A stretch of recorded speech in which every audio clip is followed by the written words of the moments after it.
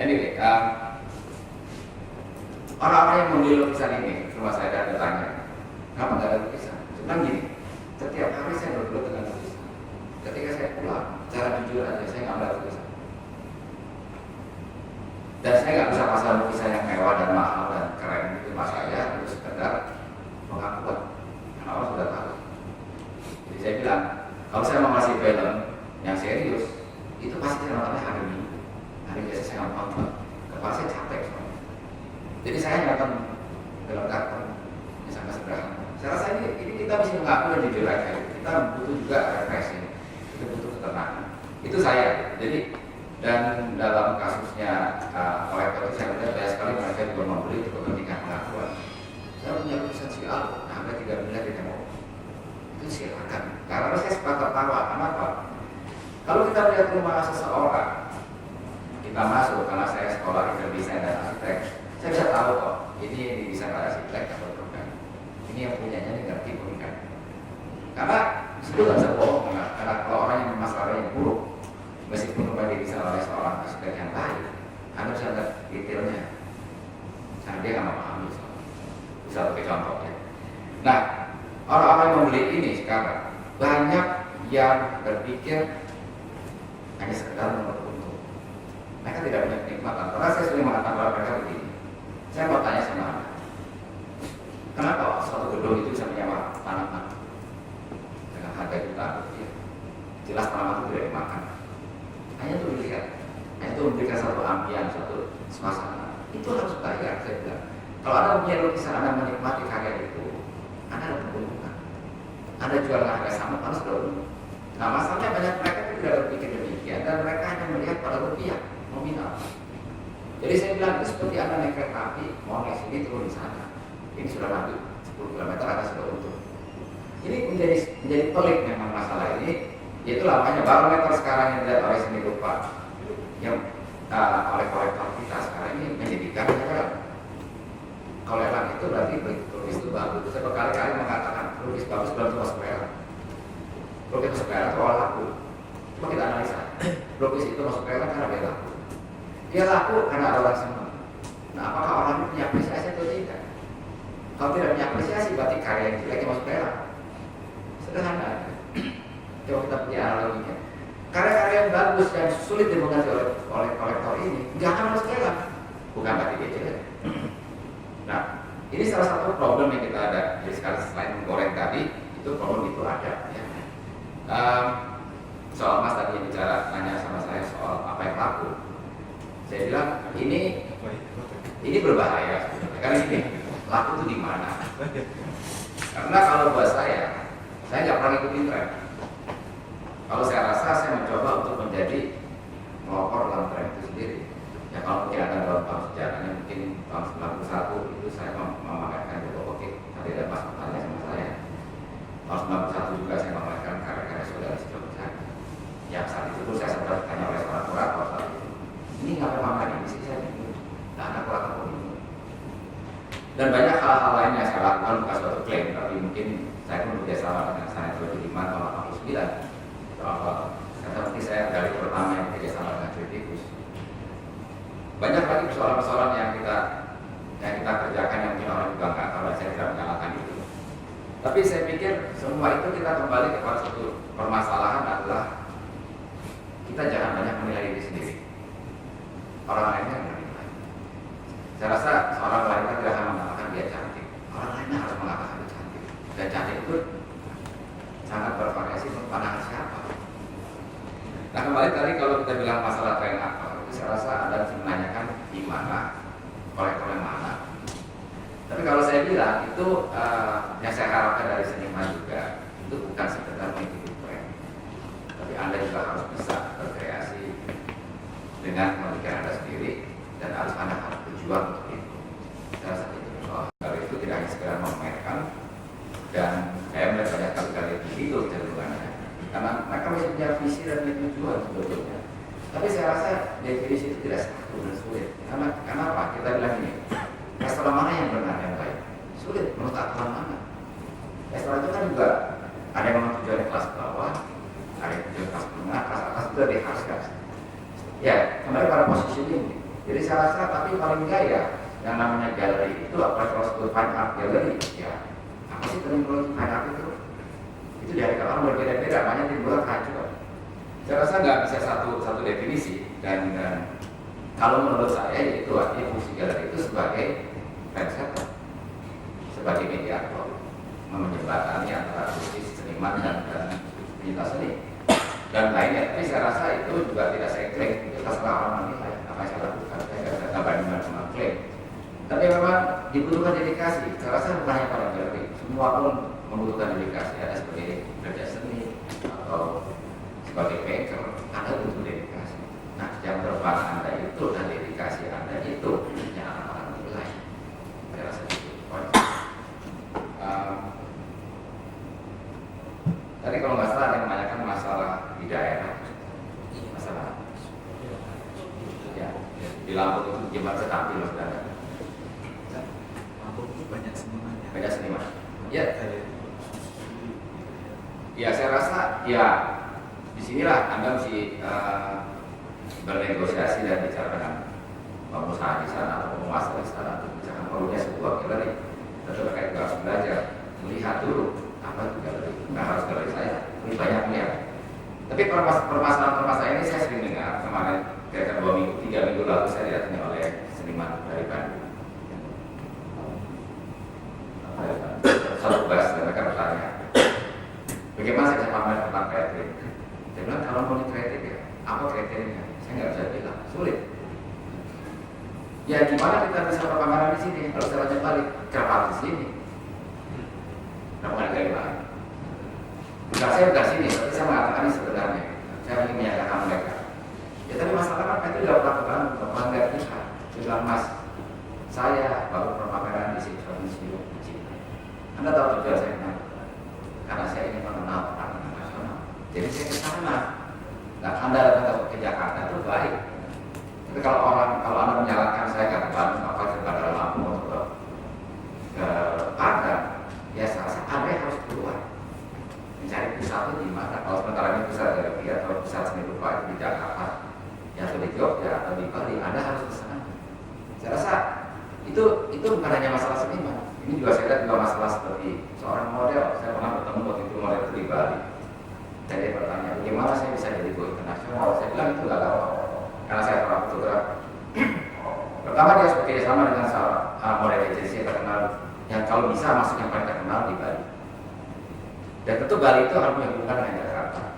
Jadi model agensi yang paling terkenal di Bali akan berhubungan dengan model agensi yang paling terkenal di Jakarta. Nah, yang di Jakarta ini punya network keluarnya. Betul saya tahu ada. Nah ini punya network dengan model agensi elit di Milan. Nah itulah jalurnya harus kelihatan. Jadi Anda bisa petanya dulu. Saya rasa itu yang Anda harus lihat buka petanya. Ya petanya seperti kita mau jalan ke Bandung atau ke Jogja, itu jalan lewat di mana? Jadi buka petanya. Nah kalau itu tidak ada, Anda harus membuat petanya. Saya rasa itu poin saya. Makasih. Ya. Tidak serasa bonus setengah jam karena memang saya kira saya akui sendiri ini persoalan yang cukup menarik, cukup problematika, tapi ini sangat menambah wawasan kita. Ternyata pertanyaan dari narasumber yang kebetulan narasumber utama kalau saya katakan Pak Edwin, bagaimana pengabdian dari bidang galeri, Pak Agus Bulan, sampai tapi tidak kotak sebentar lagi mau profesor itu juga pengabdian sudah seniman. Dan juga yang muda kita Pak Agus Bulan juga sangat konsen di persoalan-persoalan galeri dan juga seni rupa. Jadi saya kira kesempatan ini kita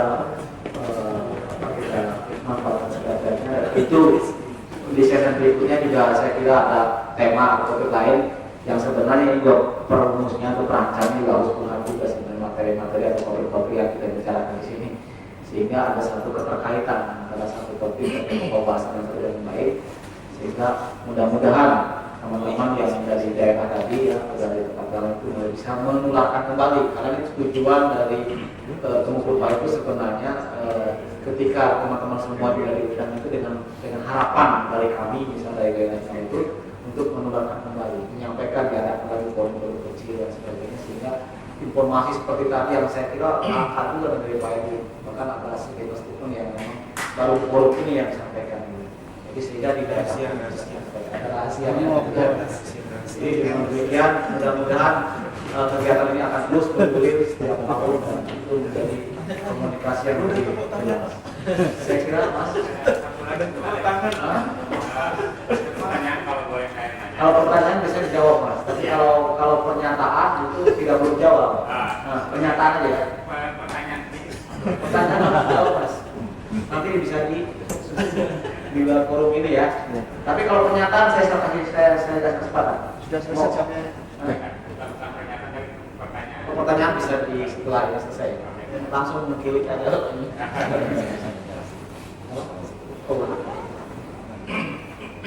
Saya mau kasih tambahan sedikit. Saya sering berbicara dengan kurator di berbagai kota, terutama Jogja. Saya bilang sama mereka, kalian harus tahu satu hal yang sangat ironis. Saya melihat bahwa kita punya fokus dari luar sangat kurang, masih juga kurang. Itu sangat ironis. Karena saya bilang, saya nggak akan bicara lagi. Tapi saya boleh bilang bahwa saya sangat senang sekali dengan forum ini bahwa kita mau bertanya sebuah kepentingan maju. Dan saya sangat terima kasih. Ya, baik. Dengan pernyataan yang saya kira cukup bijaksana. Dengan demikian saya kira kita harus akhiri juga sesi yang kedua itu mengenai dari Indonesia baik kursi maupun tanya, dan mudah-mudahan apa yang saya katakan juga tentu kurang lebihnya ada salah juga, mohon dimaafkan. Sekali lagi yang sekarang itu baru murni tepuk tangan untuk narasumber kita gitu.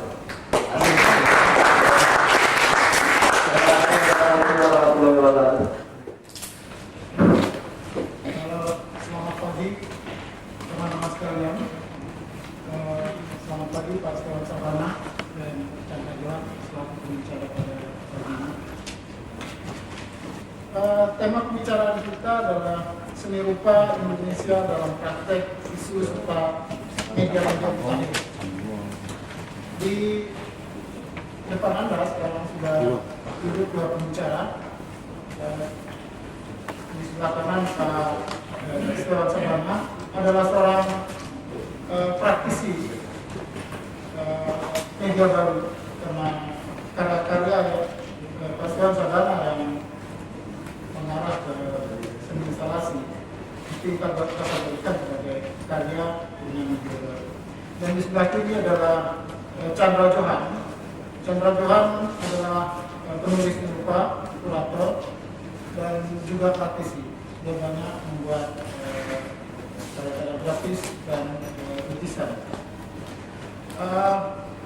Chandra Johan juga di masa lalu pernah menulis satu skripsi di ITB yang judulnya 8 karya-karya penyimpangan 8 karya-karya rupa muda di Bandung.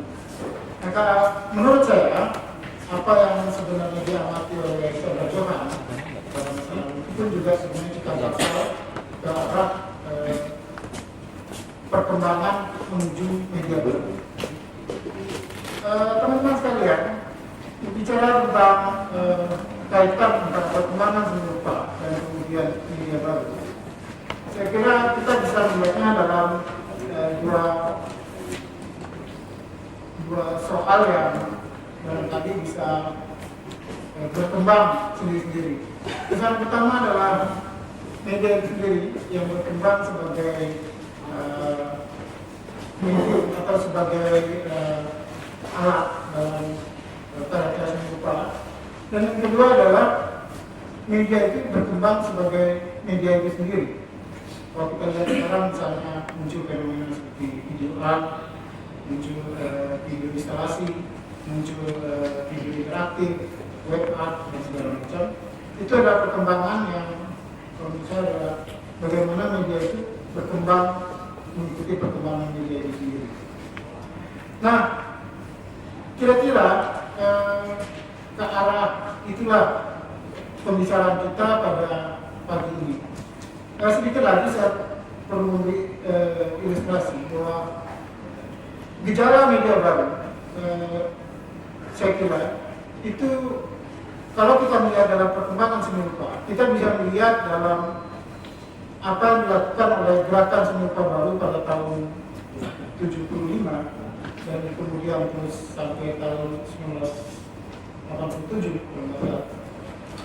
Itu sebenarnya sudah muncul gejala-gejala ke arah media baru. Artinya di situ kecenderungan untuk keluar dari konvensi seni rupa yang umum sudah mulai nampak dengan begitu kuat. Muncul karya-karya yang menggunakan misalnya objek di sana, muncul juga sebenarnya pada karya-karya yang lain itu medium yang sebenarnya tidak biasa. Kemudian kita juga bisa mencatat pada Biennale 9 di Jakarta. Pada masa itu sebenarnya video art pun sudah muncul di antara lukisan, di antara patung, dan di antara karya yang lain. Dan pada masa itu juga kita melihat bagaimana performance art di satu sisi. Dan itu juga mesti kita lihat sebagai media baru karena dia di luar dari medium-medium yang konvensional, di luar kelaziman konvensi seni rupa. Kita melihat misalnya bagaimana Arah Mayani yang muncul dengan menggunakan tubuhnya sebagai medium. Kalau kita melihat kredonya, dia ingin membuat bagaimana memperluas kanvas sehingga sampai ke dalam kehidupan. Di situ kita melihat bahwa media baru dalam hal ini digunakan sebagai sebuah instrumen untuk menyampaikan gagasan-gagasan dan ide-ide yang menyampaikan di dalam mereka. Nah yang terakhir yang kita lihat sebenarnya bisa kita lihat di video yang sekarang sedang berlangsung, itu juga kecenderungan ke arah media baru itu semakin menguat. Di sana kita sudah melihat campuran di antara kedua itu. Di sana ada instalasi, di sana ada video art, di sana juga ada fotografi, ada karya-karya arsitektur yang saling membaur. Nah, seperti tadi saya katakan, di sekitar persoalan itulah pembicaraan kita pada pagi ini. Nah, sebagai pembicara pertama, saya akan mengundang Chandra Johan untuk memulai membacakan makalah. Silakan Chandra Johan.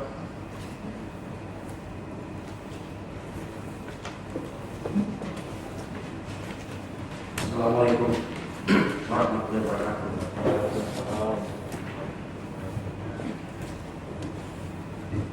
Selamat pagi pada saudara-saudara sekalian yang hadir di ruangan ini.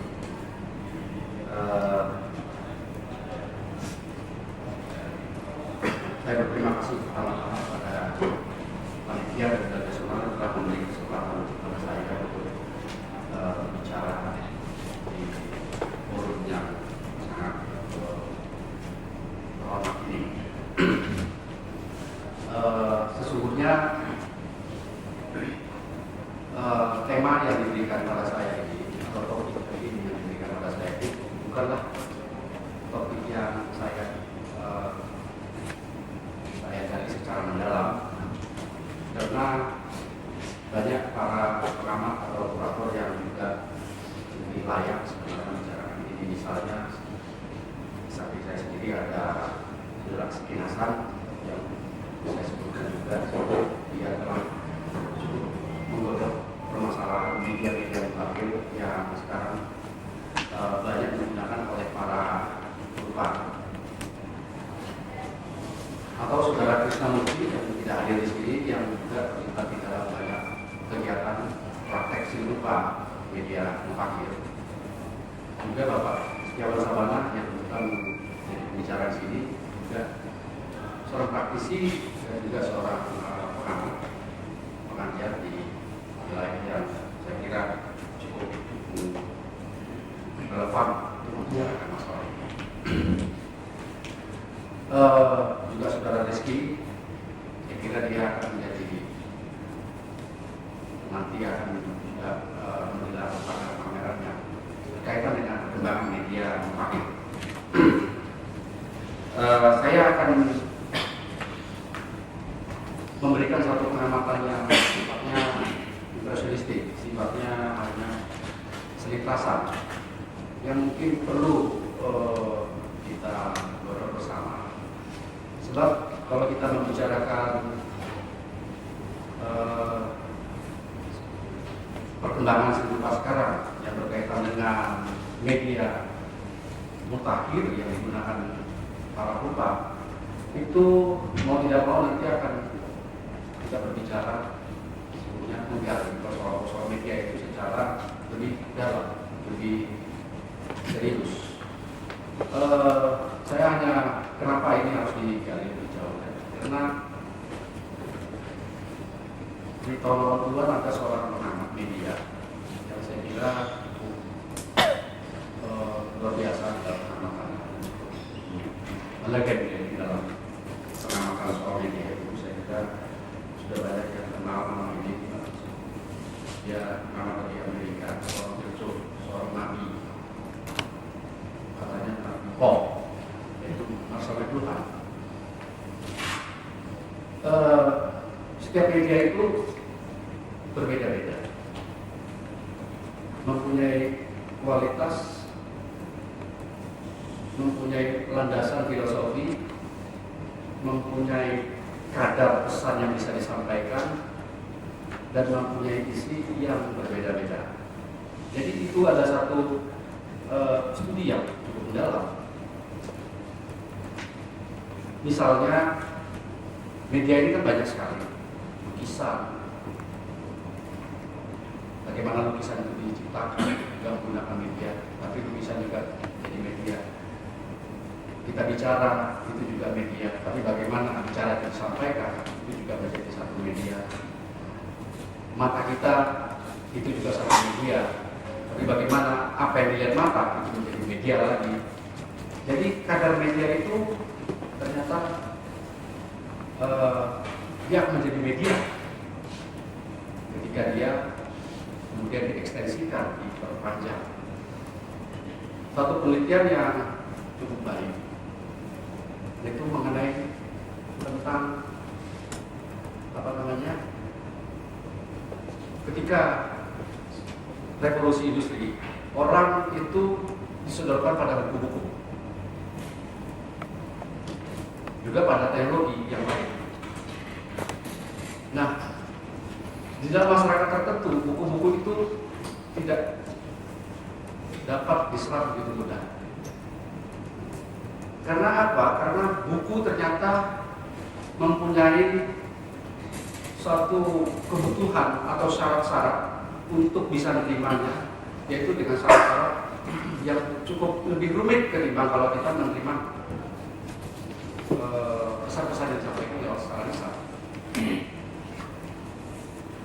Tapi buku, menurut penelitian, itu mempunyai isi yang lebih luas daripada sebuah kata-kata yang disampaikan. Jadi ini kan mempunyai kemampuan yang terjangkau lebih cepat yang mana, tapi yang tersampaikan isinya lebih kuat, kualitas isinya lebih kuat sampainya pada kita yang mana juga. Itu buku itu mempunyai kualitas isi yang lebih luas, tapi mempunyai syarat, yaitu ketegangan mental kita, waktu kita dan segala macam bisa sampai kepada kita itu lebih baik, lebih dalam. Nah, kalau kita bicara, ya lebih cepat. Tapi kita bicara pun, jadi itu pun juga berbeda-beda. Ini misalnya gini ya, tadi buku, lalu kita bicara lewat telepon. Itu juga dengan kita mendengarkan radio, itu diteliti lagi. Penelitian ini, orang berbicara lewat telepon, itu biasanya terjadi dialog yang syarat-syarat imajinasi, syarat-syarat dalam fantasinya itu tidak lagi perlu banyak energinya dikeluarkan karena terjadi sebuah dialog. Tapi kalau orang berbicara lewat, orang mendengarkan radio, dia lebih mempunyai peluang untuk berfantasi lebih banyak.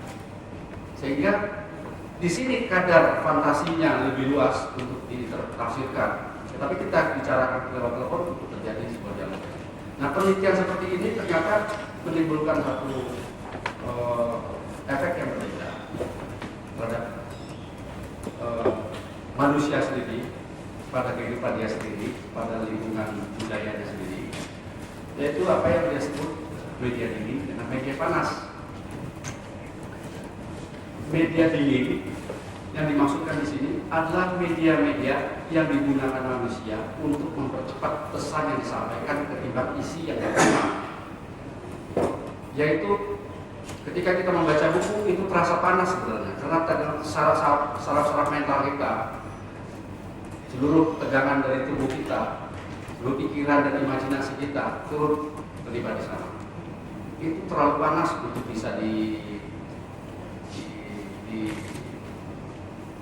dilakukan atau dikerjakan, dijadikan satu kalau kita ingin menyampaikan dapat pesan dari situ.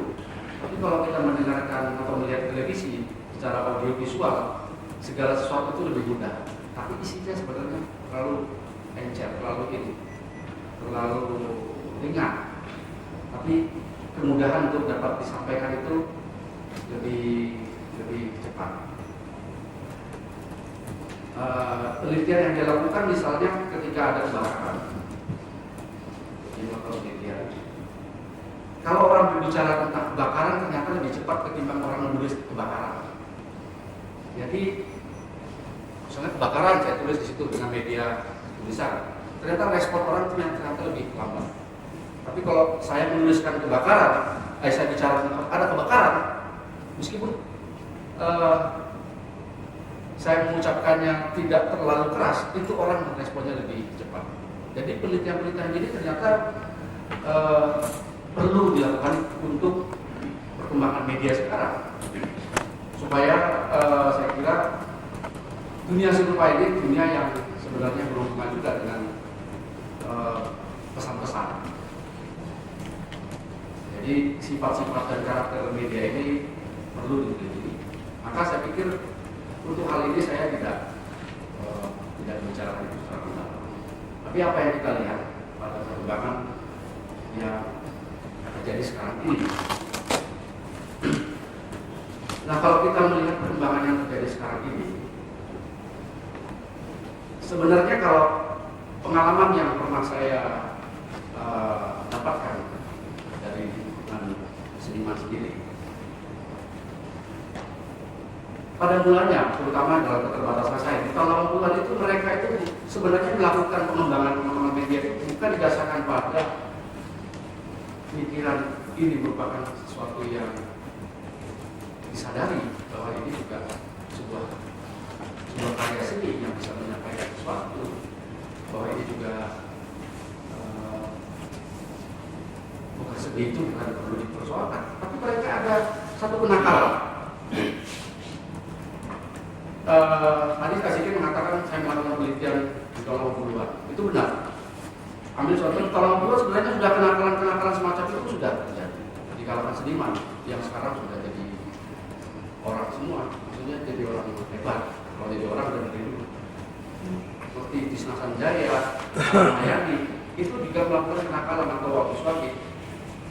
Itu kenakalan mereka apa? Yaitu mereka tidak mau secara sederhana mengikuti pola-pola yang ada. Jadi seniman itu pada awalnya ya tidak mau bikin pola-pola yang ada. Saya enak aja bikin dia ini juga seni. Tapi kemudian kenakalan-kenakalan seperti itu mengalami sofistikasi, mengalami suatu penyempurnaan. Penyempurnaan yang kita lihat ini adalah ketika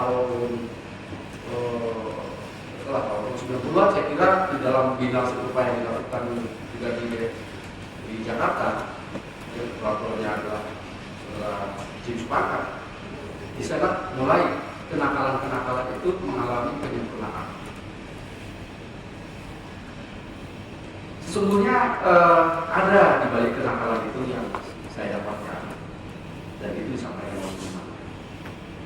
Persoalan seni bukanlah semata-mata persoalan estetika. Jadi pengaruh dari pemikiran-pemikiran dari luar atau dari